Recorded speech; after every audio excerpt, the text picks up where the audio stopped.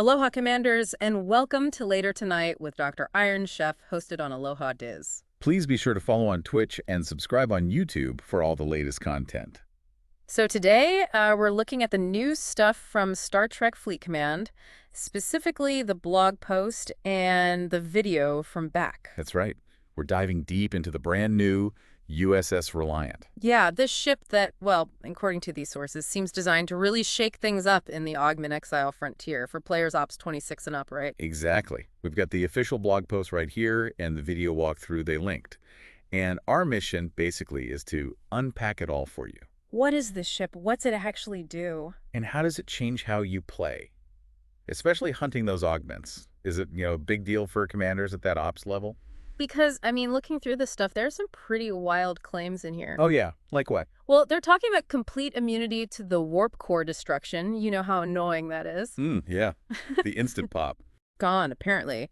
And then massive loot multipliers, huge damage boost, barrier boosts. It sounds, well, potentially like a genuine game changer, if it all works as advertised, of course. Okay, so let's break down those main abilities they highlight. First one they mention is MARA insulation. Right. And what's the big deal there? Well, the sources say it makes the Reliant totally immune to that Dilithium destabilization ability. The one on the hijacked D7s and DY200s in augment space. Ah, okay. So no more random warp core explosions during your runs. Exactly, which immediately makes things feel a lot safer, right? Definitely. Removes that big risk factor. Correct. Okay, so that's immunity. What's next? Next up, according to the sources, is the Reliant Barrier. This is supposed to just drastically cut down the damage you take from those Augment Exile ships. Oh, drastically. The video mentioned like a colossal Apex barrier bonus starts right at Tier 1, something like 50,000% barrier boost, just against Augment enemies. 50,000.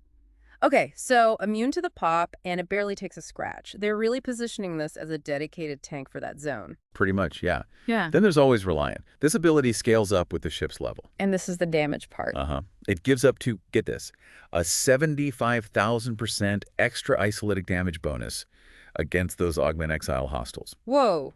The idea being, with that much punch, you could maybe clear pursuit ships super fast, maybe even one-shot them, depending on the target and your crew, of course. So it's tough and hits incredibly hard against the right enemies. Okay. What about the rewards, the loot? Right, that brings us to Reliant Payoff. This one scales with the ship tier, not level. And what does it do? The sources claim up to 3,500% more hijacked splicers from every single kill. 3,500%. Yeah. And the blog points out if you pair that with a D7, which already has that double drop. Oh, wow. So you're stacking bonuses. You could be looking at effectively a 7,000% loot boost from those D7s. 7,000% more splicers. That's insane. That changes the whole farming economy for that resource. Totally. So you put all that together, the immunity, the barrier, the damage, the loot. How do the sources say you actually use this thing? Good question.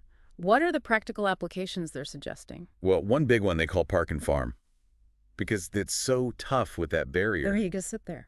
You can apparently just leave the Reliant parked in Augment Exile base, let the pursuit ships wail on it while it takes hardly any damage, and just passively rake in those massively boosted splicer drops. Huh. So turn the attackers into passive income. Kind of, yeah.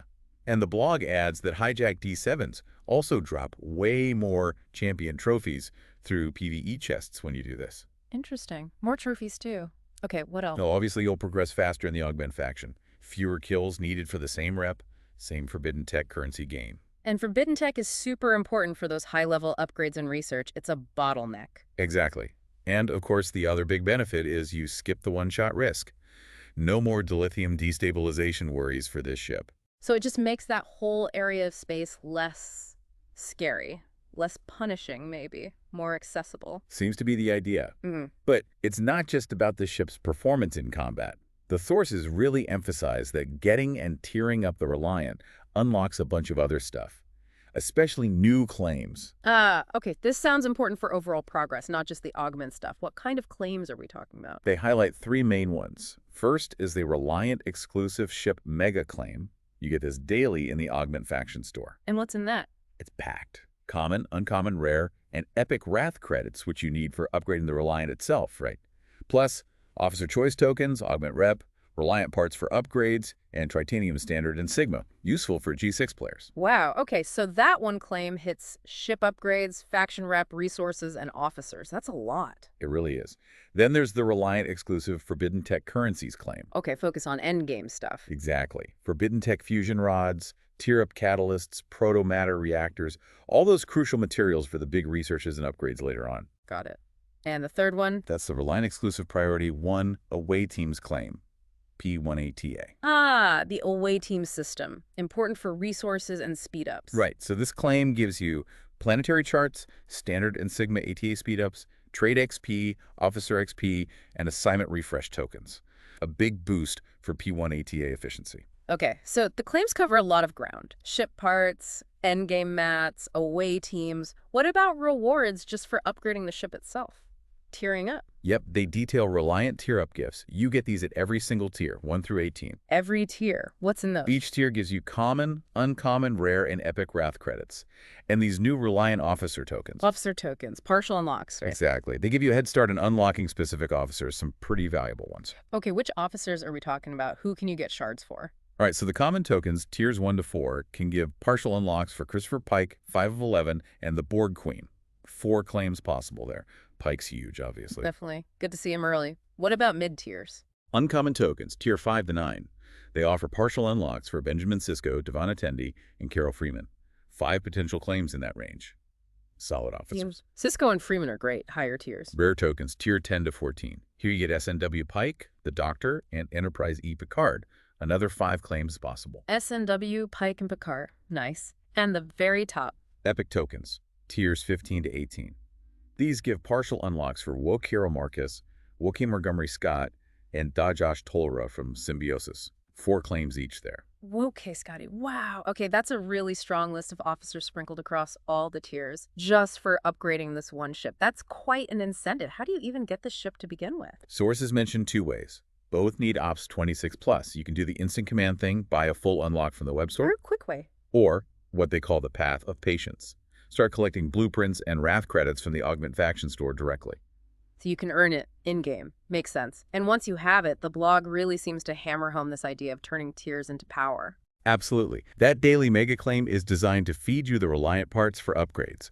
The tier-up gifts give you Wrath credits and those officer tokens directly. Right.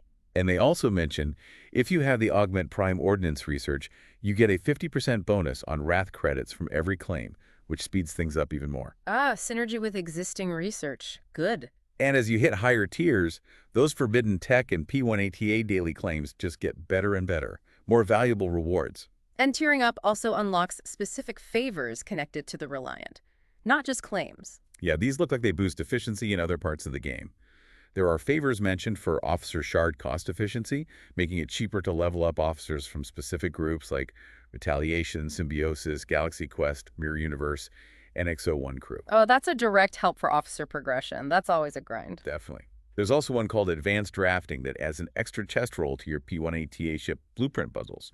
Stacks with the P1ATA claim. More ship PPs. Nice. Yeah. They list favors like hyperalgesia and hypoalgesia, something about critical damage management, PvP, survival.